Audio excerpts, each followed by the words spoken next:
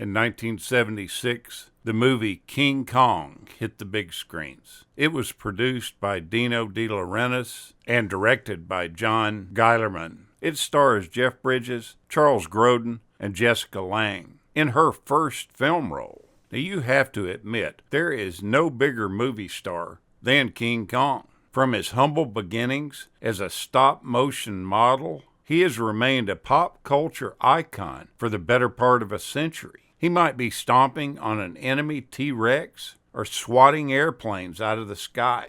This amazing ape has captured the imaginations of an entire generation of moviegoers. Maybe it's because King Kong is so endearing, so empathetic, that he continues to remain relevant throughout the years. All this started with his original outing back in 1933. Yeah, he's a monstrous giant ape, but beneath that beastly exterior beats the heart of a hero. He's the type of monster that audiences just love to root for.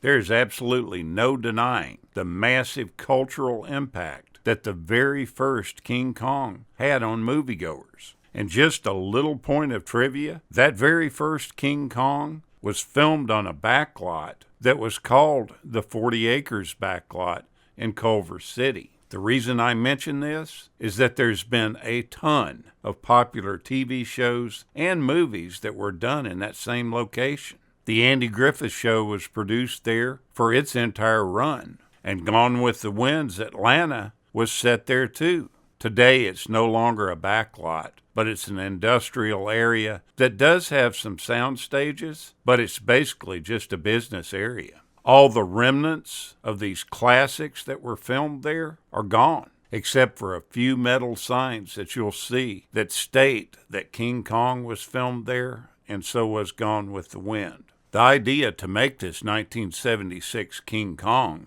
was conceived by Michael Eisner, who was then an ABC executive. He proposed the idea to Universal Studios and to Paramount Pictures, and Dino De Laurentiis quickly acquired the film rights from RKO so they could produce the film. The 40-foot King Kong was constructed with 3.5 tons of aluminum framing, covered with rubber and over 1,000 pounds of Argentinian horsetails. There was around 3,100 feet of hydraulic hose in it and about 4,500 feet of electrical wiring. It took 20 operators to control it, and the total Kong cost $1.7 million to build.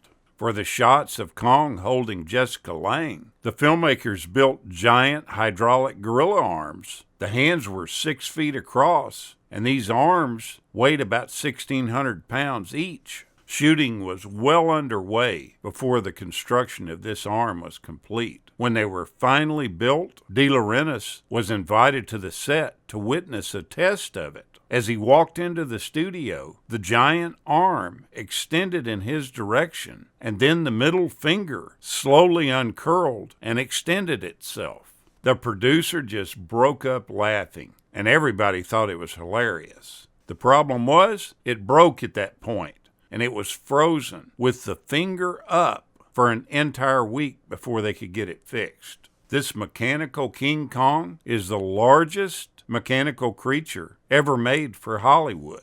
Kong's vocalizations were recorded by an uncredited person named Peter Cullen. He strained his vocal cords terribly doing this, and it caused him considerable problems for a while after doing the recordings. Jessica Lange's screen test consisted of 3 different scenes that she did. Initially, when the studio met with her, they told her that she wasn't right for the part. They went ahead and did a screen test anyway, just because she had flown all the way there from New York. Once she did the screen test, people started liking the way she looked on screen. And that day before she left, she walked out of MGM Studios with her first major movie deal and a contract with the studio.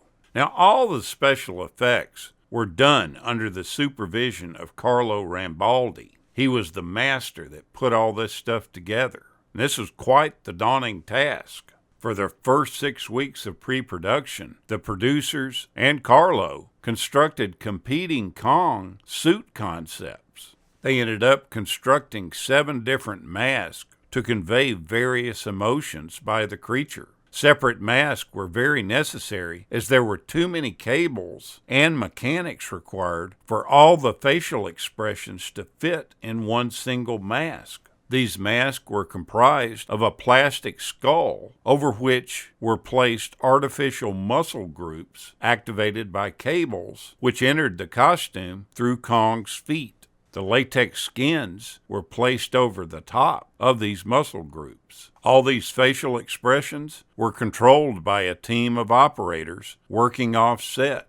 To complete the gorilla look, the actor that had on the costume used contact lenses so his eyes would resemble that of a gorilla's. Filming for the movie began in San Pedro, California, on the docks there. The first shot filmed was an establishing view of the Petrox Explorer as it prepares to leave.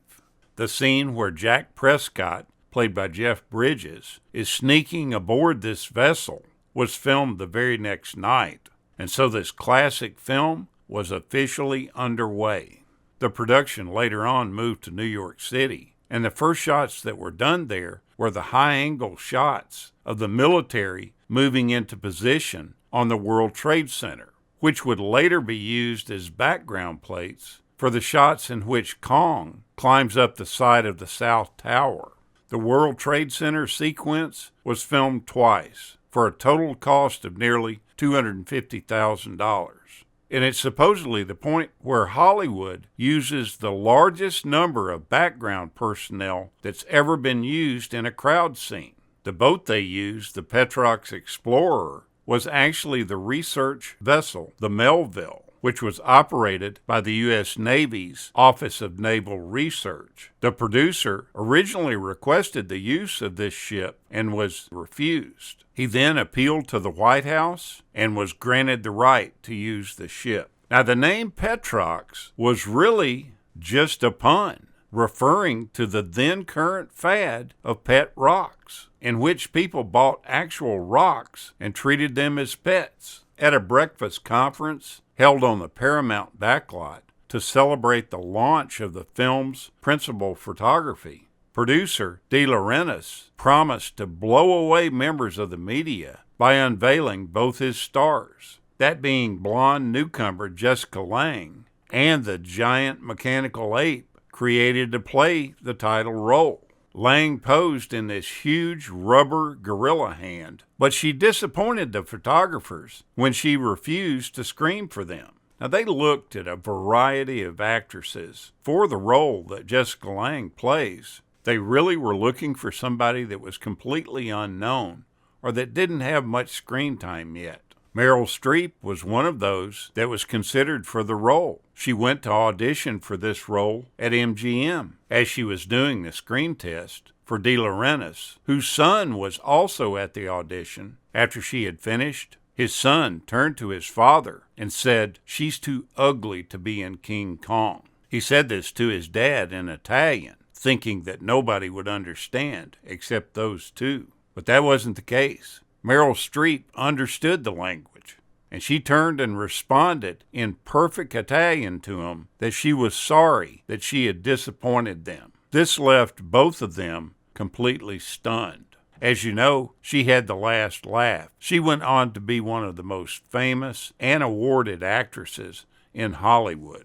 The film was released in December of 1976, and it had very mixed reviews from the film critics. Mostly bad, but at the box office, where it really counts, it was a success. Take a look back at this fun film to watch. It may not be the best movie you've ever seen, but it still is a fun film to watch. Thank you so much for watching, and we'll continue to chase the classics.